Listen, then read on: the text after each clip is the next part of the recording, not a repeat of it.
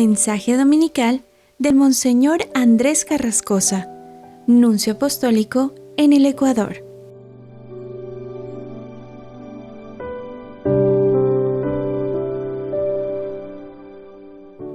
Queridos hermanos, feliz domingo. Estamos en el segundo domingo de Cuaresma y todos los años se lee el Evangelio de la Transfiguración de Jesús. Dice el Evangelio que Jesús tomó consigo a Pedro, Santiago y Juan y se transfiguró delante de ellos. Subió a un monte que la tradición identifica con el actual monte Tabor y allí sucedió algo extraordinario. En un cierto momento hubo una luz que los deslumbró, que los cubrió y aparecieron Moisés y Elías. Se escuchó la voz del Padre que dijo: «Este es mi Hijo predilecto, escúchenlo». Y en ese momento, en ese lugar de paz, Pedro exclama: «Qué hermoso es estar aquí. Hagamos 3 tiendas». ¿Por qué tiene lugar la transfiguración de Jesús? Para darles a los discípulos fuerza ante el escándalo de la cruz del que iban a ser testigos, para que pudieran ver la gloria del Señor y al mismo tiempo para que aprendieran a escuchar. Escúchenlo a mi Hijo único, el predilecto. Pero me gustaría que viéramos la transfiguración desde el punto de vista de los discípulos. ¿Qué les sucedió a ellos? ¿Qué significó para ellos aquel momento? Porque hasta entonces habían conocido a Jesús en su apariencia externa, un hombre no diferente de los demás, del que conocían de dónde venía, conocían sus costumbres, su timbre de voz, pero ahora conocen a otro Jesús, al verdadero Jesús, al que no se consigue ver con los ojos de todos los días, a la luz normal del sol, sino que es fruto de una revelación, de un don, de un cambio. Yo quisiera que esto nos ayudara también a pensar en nuestra propia vida. ¿Qué nos falta a los cristianos de hoy? ¿Por qué la fe, las prácticas religiosas, aparecen a veces como ir perdiendo terreno y ya no parecen que constituyan, al menos para la mayoría, el punto de fuerza en su vida? ¿Por qué?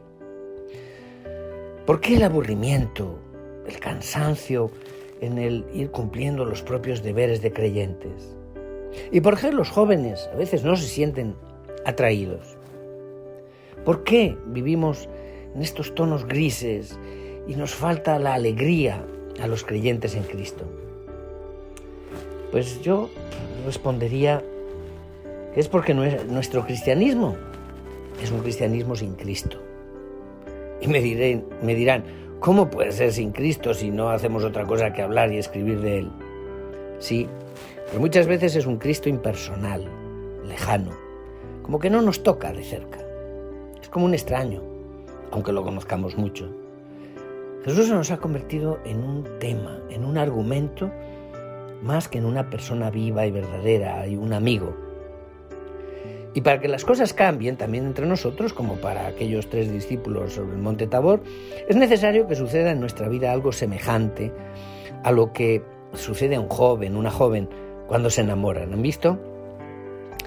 No les suene rara esta comparación, porque el mismo Jesús dijo que él era el esposo y comparó a sus discípulos a 10 vírgenes que esperaban el esposo para entrar con él en el banquete de bodas. ¿Qué sucede en el enamoramiento? Y no es necesario haber leído libros de psicología para saberlo, lo vemos todos en la vida ordinaria. El otro, el amado, la amada, que antes eran uno de tantos, quizá desconocido, de golpe se convierten en la única persona, la única en el mundo que le interese al otro.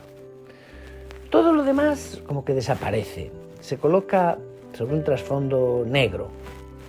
Entonces el corazón, los pensamientos, que antes vagaban de un objeto a otro, de una persona a otra, ahora parece que se han fijado en un único sujeto. Y ya no son capaces de pensar en otra cosa. Tiene lugar como una verdadera transfiguración.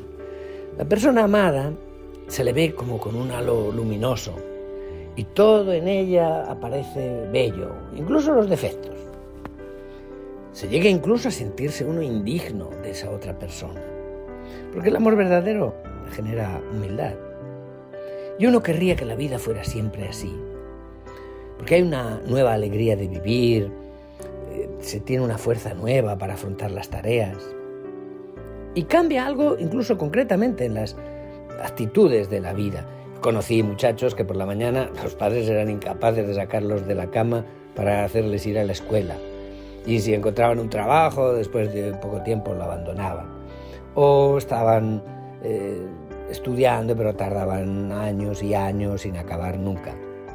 Pero una vez que se enamoran, una vez que se hacen novios, por la mañana saltan de la cama, están impacientes de terminar los estudios y si tienen un trabajo quieren continuarlo o incluso progresar. ¿Qué ha sucedido? Nada. Simplemente lo que antes hacían por obligación, ahora lo hacen por atracción.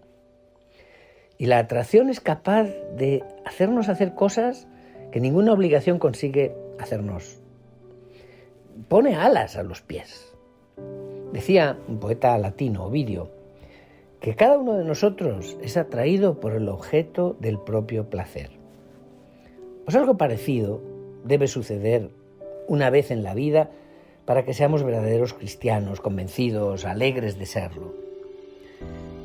El problema es que en nuestro cristianismo nos hacemos las cosas como por obligación, como si fuera casi un impuesto que tenemos que pagarle a alguien. Y nos falta conocer lo que significa ser atraídos.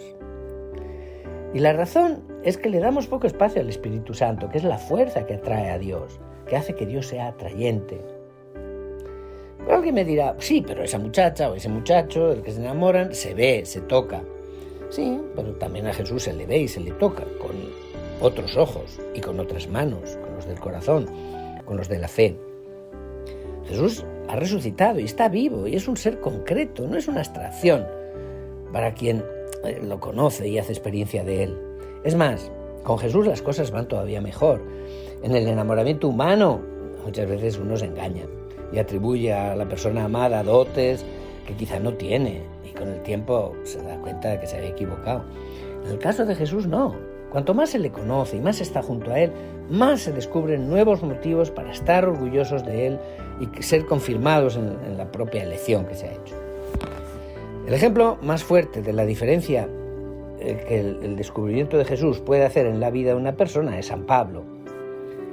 Él cuenta en una carta, yo era una persona que ya había llegado en la vida, era moralmente perfecto, pertenecía a lo más puro del pueblo electo, se había formado en Jerusalén, en la escuela de Gamaliel, uno de los maestros más importantes hebreos del momento, una especie de Sorbona o de Oxford en aquel tiempo. Pero continúa diciendo, aquello que para mí era una ganancia se convirtió en una pérdida. Lo consideré como basura en el momento en el que en el horizonte de mi vida apareció Jesucristo, mi Señor. Y con Él se me abrió delante un horizonte nuevo. Ya no el horizonte de una realización personal mía, breve, sino la posibilidad de compartir el destino mismo de Cristo. Y esto durante toda la eternidad. Y desde ese momento solo tuve un deseo, conocerle a Él, conquistarlo, desde el momento que yo también he sido conquistado por Cristo. Lean la carta a los Filipenses capítulo 3, versículos 4 al 12. El encuentro con Cristo dividió la vida de Saulo en dos partes. Creó un antes y un después. Y esto es lo que sucede cada vez que una persona encuentra a Cristo de esta manera profunda y verdadera. Un gran escritor del siglo IV, que se había convertido cuando ya tenía bastantes años, estaba casado, San Hilario de Poitiers, en Francia, en una oración llega a decirle a Cristo, antes de conocerte yo no existía. Alguno podría decir, si esto de lo que él habla parece a un enamoramiento, entonces no hay que hacer nada, solo estar tranquilos y esperar a ver si sale ese Cupido. No. Si un muchacho, una muchacha se queda todo el tiempo cerrado en su casa sin ver a nadie, no sucederá nunca nada en su vida. Para enamorarse hay que ir conociéndose, hay que frecuentarse. Si uno está convencido o simplemente comienza a pensar que quizá conocer a Jesucristo de esta manera diversa, transfigurada, bella, vale la pena, entonces hay que comenzar a estar junto a Él, a leer lo que Él dice. Sus cartas de amor están en el Evangelio. Y es ahí que Él se revela, que Él se transfigura. Por eso les insisto, tengan cerca un Evangelio. El Papa dice que hay que llevar el Nuevo Testamento en el bolsillo. Yo les diría más bien, bájense una app por ejemplo, la Biblia latinoamericana y ténganla en el smartphone. Y a veces cuando uno está esperando un bus o esperando entrar en el dentista, puede escuchar lo que dice este maestro, cuyas palabras tienen vida eterna. Se sabe que los enamorados, antes de declararse, pues se van interesando en la persona amada, la van espiando de lejos, así, sus movimientos, tratan de unirse a sus amigos. A veces uno va buscando a ver dónde vive para saber ubicarlo. Pues para nosotros no es difícil aplicar todo eso a Jesús. La casa donde Él vive es la iglesia y es ante el Santísimo, ante el tabernáculo, que lo encontramos y podemos hablar con Él. Allí el Señor se nos transfigurará y veremos su gloria, y esa gloria nos dará fuerzas cuando también nosotros tengamos que pasar por momentos de cruz. A eso nos prepara el Evangelio de este domingo. Queridos hermanos, que así sea y que Dios les bendiga.